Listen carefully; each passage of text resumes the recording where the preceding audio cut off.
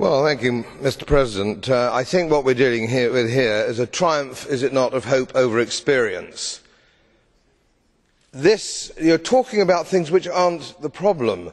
The problem that we have is a flawed banking system, a fractional reserve banking system, where bankers can lend money that they don't have. And if you go back in time to the United States in the 1850s, that was a capital offence. You could hang for that.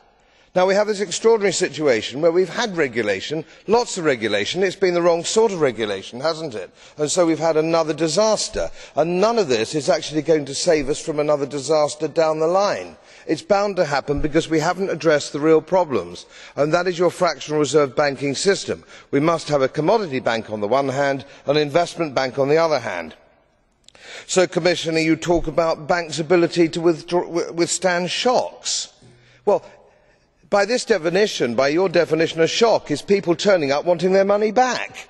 You know, that's not a shock. That's should be a day-to-day occurrence and should be dealt with accordingly. And we're talking about bankers' bonuses, an absolutely wonderful way of taking everybody's eye off the ball. What we've actually had here is criminal activity by bankers, and not a single banker has been sent to prison. This is extraordinary. Billions of pounds have been taken away from taxpayers, taken away from depositors, bondholders, and yet not a single banker is in jail. This is a disgrace. This is a disgrace. We really have to use the law of the land, not so much regulation, and printing money. And central banks are equally culpable, make no mistake. I'd like to see some central bankers in prison. And I call quantitative easing counterfeiting. Printing money is counterfeit. It's illegal. If a private citizen did it, they would go to jail. So let's look into our own hearts.